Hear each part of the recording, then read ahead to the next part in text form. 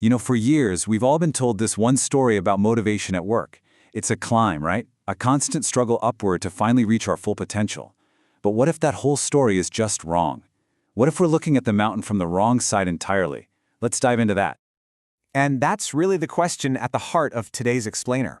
We're going to challenge a belief that has shaped pretty much everything, from performance reviews to big corporate training programs. So get ready to rethink the very foundation of what drives us at work. So first up, let's talk about the model we all know so well, the motivation ladder. This is that traditional framework, the one that sees motivation as this step-by-step journey from the very bottom to the very top. This whole idea is what you'd call a deficit model. The core concept is that we all start out, lacking something. And our work, our entire life, is this process of filling in those gaps. The most famous example of this, of course, it's Maslow's hierarchy of needs. Oh yeah, you've seen this pyramid 100 times, right?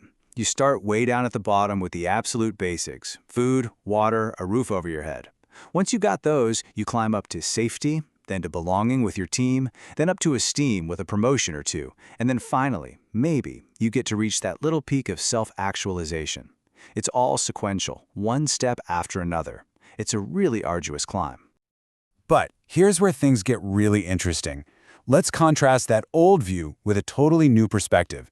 Instead of seeing motivation as a ladder you have to climb, what if you saw it as a lottery that you've already won? It's a radical, game-changing shift in our starting point. And that brings us to this new model. This isn't about becoming something more. It's about realizing what you already are. So let's explore what it really means to have won the human jackpot. Okay, so this is where we flip the script. Forget the climb. This new framework argues that just by virtue of being human, we are all born at the summit. We've been gifted the incredible view and all the tools we could ever need right from the very beginning. So what is this jackpot exactly? Well, it's the grand prize of consciousness itself. It's the creativity, the empathy, and this absolutely crucial cognitive tool we're going to talk about in a second that you didn't have to do a single thing to earn. It's your birthright. It's not some goal to be achieved, it's a possession you get to use. And this chart just lays it all out so perfectly. Maslow starts from a place of deficiency, what you lack. The human jackpot starts from a place of abundance, what you already have. The old psychological frame is, I must strive to become something, while the new one is, I already am. This completely changes how we see work, right? It's no longer a vehicle to climb a ladder, it's a venue where you get to invest your winnings. So, what makes all this possible? I mean, how can we claim to already be at the summit? Well, the answer lies in this incredibly powerful cognitive tool that every single one of us has. It's called metacognition. Think of it like your internal operating system. It's that voice in your head that lets you step back, look at a situation, monitor your own performance, and even self-correct on the fly. It is the ultimate tool for self-management, and it's built in from day one. So how does this actually apply at work? Well, when it comes to the good stuff, the motivators like achievement and growth, metacognition lets you plan and track your own progress.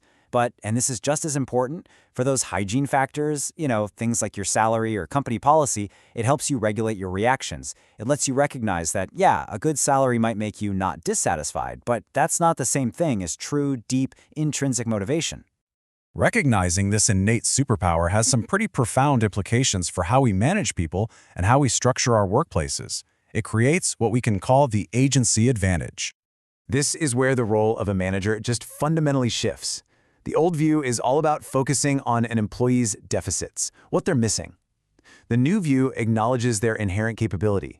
The problem isn't that people lack drive, it's that the workplace often lacks the context and the agency for them to apply the incredible power they already have.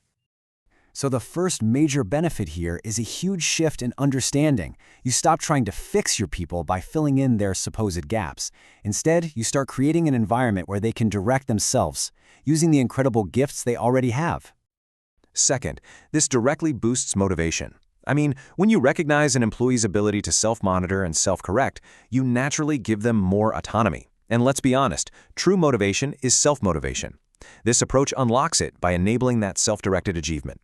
And finally, this all leads to way greater job satisfaction. When employees are respected as capable thinkers and they're given real agency over their work, they feel a sense of ownership.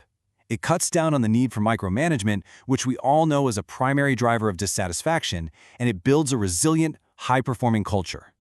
So, how do you actually do this? How do you put it into practice? Well, it starts by training managers to be coaches who ask questions. Questions that trigger that self-reflection. It involves redesigning jobs to give people more control over their own work. And it means shifting how we do feedback, encouraging an employee to evaluate their own performance first, using their built-in metacognitive skills. This quote just perfectly sums up the entire idea. We need to move away from a model that assumes people are on some long, slow climb to become competent, and instead move to one that's focused on helping them deploy the incredible capability they've had all along. And that leaves us with a final thought to chew on. In your own work, in your own life, what would change? What could you actually achieve if you stopped acting like you were stuck at base camp and started exploring the incredible landscape from the summit you were already born on?